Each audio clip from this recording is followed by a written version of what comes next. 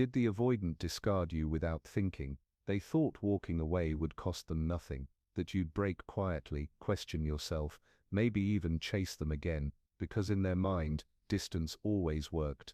Every time they pulled away before you softened first, your silence used to mean waiting, your calm used to mean confusion.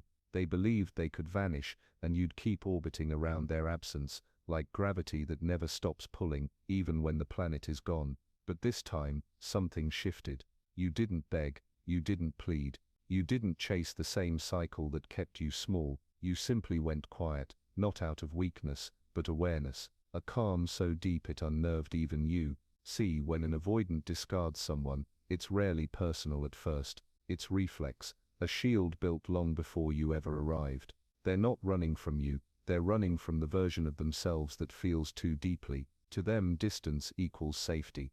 They convince themselves you feel too much, need too much, ask too much, when in truth, you only asked for presence. They escape what they can't control, emotional gravity, and when they run they call it clarity, when they detach, they call it strength. But all of it is camouflage, a cover for a heart that never learned how to stay. Yet here's what they never calculate: the moment silence stops being a wound and becomes a weapon. Because when you stay still long enough, when you resist the urge to explain yourself, something powerful begins to happen. They start to hear the echo of their own emptiness. Your absence becomes their mirror, your calm becomes their consequence, and the space they thought would free them starts to close in with quiet accountability. That's when your silence stops being passive and starts becoming the consequence they never saw coming. Because in the next moment, we'll pull the curtain back. We'll see why they discard without thinking, what's truly happening in their mind when they pull away, and how your silence slowly turns from pain into power. When they discard you, there's one thought echoing in their mind: if I don't pull away now, I'll lose control. That's their deepest fear, to be seen emotionally, to trust someone enough that they can no longer hide behind control. For the avoidant, love has never felt safe, it has always felt like a threat. The moment they sense you're getting too close, an alarm goes off inside their head: I'm getting too attached. If this person leaves, I'll fall apart. And right there they convince themselves that distance is the safe route. When they discard you, it's not because they want to hurt you, it's because they're trying to protect themselves. What feels cruel to you, to them feels like survival. They're not running from you, they're running from the feelings your love awakens inside them, that terrifying sense of losing control.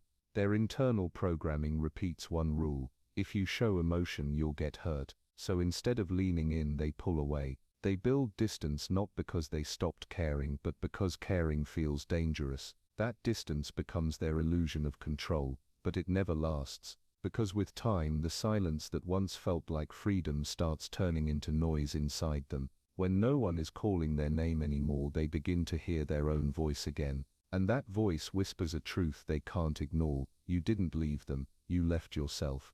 That's when your presence returns to their mind, not as guilt, but as a mirror that shows them what they were truly running from, not love, but vulnerability. And that's the exact point where the story begins to shift, where your silence stops being just distance and becomes a quiet form of truth they can't escape.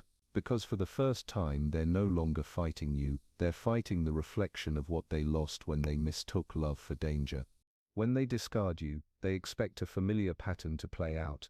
They tell themselves you'll cry, reach out, try to explain, that eventually you'll come back, because that's how it's always worked before.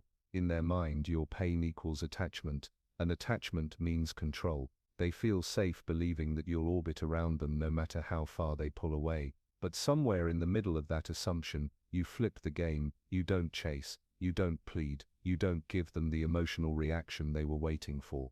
You do the one thing they never planned for: you go quiet, and that's where the real shift begins. At first your silence confuses them. They're used to noise, to reactions, to emotion, to the push and pull of someone trying to fix things. In their pattern, silence has always meant waiting. They expect you to check in, to explain, to soften the distance, but this time you don't. You let the silence breathe, and in that stillness something starts to break, not in you but in their illusion of control. Avoidants are driven by one instinct: to stay detached enough to feel safe. But when you remove yourself from the game entirely, there's no control left to hold on to. Your silence gives them nothing to respond to, no conflict, no argument, no reaction to feed on, just stillness. And stillness is something they were never built to handle. At first, they rationalize it. They're probably angry. They just need space. They'll come back once they calm down. But as days turn into weeks, that confidence begins to crack.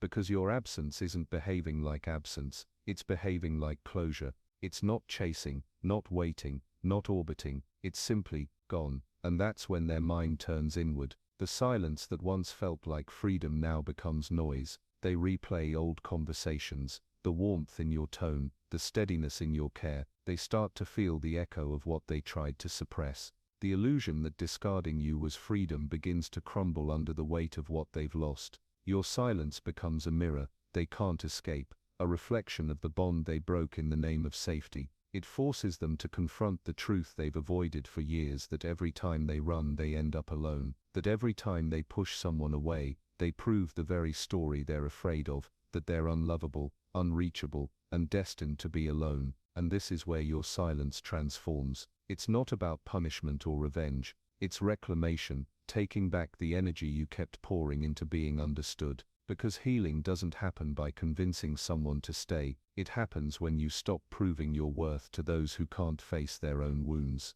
Here's the paradox: the quieter you become, the louder your absence grows. They start to feel you in every space you used to fill. Your name comes to mind in the still moments. Your silence becomes gravity, pulling them inward, forcing reflection. It becomes the consequence they never prepared for, because when you stopped chasing, you didn't vanish, you evolved. And evolution has its own kind of echo, the kind that doesn't beg to be heard, but can never be forgotten. And that's the shift they never expected, the realization that silence isn't weakness, it's awareness, boundary, and self-respect in motion. In the next step we'll go deeper into what happens after this silence begins to change them, and how the very distance they created becomes the space where their regret is born.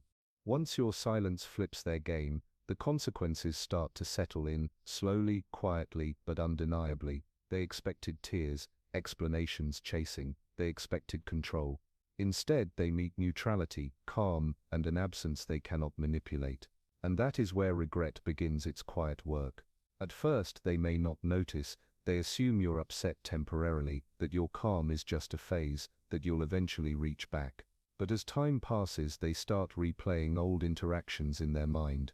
Every moment of kindness they ignored, every time they dismissed your care, every laugh or text they overlooked, it resurfaces. And it hits differently now, because you are no longer available to soothe, to react, or to validate them. Your presence becomes a mirror they can't ignore. They see the gap they created, a space they thought could never be filled. Every memory, every gesture they once brushed aside, now weighs heavier. They begin to understand, they lost someone steady, patient and present, someone who cared without drama, without conditions, without giving them power to hurt. This regret doesn't arrive with noise or confrontation. It comes as subtle unease, curiosity, and restlessness. They check your posts, replay old messages, look for signs you're still attached. And each time they find none, the weight grows. Your silence has become a consequence they cannot escape. It forces them to reckon with the reality they avoided, that control isn't theirs, that their absence caused real loss, and that some doors once closed with awareness don't reopen. This is where power and presence meet, not by shouting, not by chasing, not by punishing, but simply by showing that you exist for yourself first, and that absence paired with calm clarity speaks louder than any reaction ever could. In the final step, we'll explore how to sustain this shift, so your boundaries remain unshakable, and their regret becomes a quiet testament to the strength you've reclaimed. By now, your silence has shifted from passive withdrawal to active power. You're no longer reacting to their attempts, no longer orbiting their patterns, and no longer giving them the emotional fuel they once thrived on. Your calm is no longer mistaken for weakness, it's a boundary, a presence and a statement all at once. Avoidance may try subtle ways to regain access, a message, a like, a nostalgic comment, but you remain unmoved, not out of cruelty, but out of clarity. You understand your energy is yours alone, and no one can touch what you've reclaimed without your permission. This stage is the true evolution. It's not about punishing them, it's about protecting yourself. It's about living fully while remaining unreachable to those who failed to value your presence. Your stillness speaks louder than any argument ever could. They feel the gap they created, and that gap becomes a mirror of their own mistakes. The final evolution is simple: you exist in the world without needing them.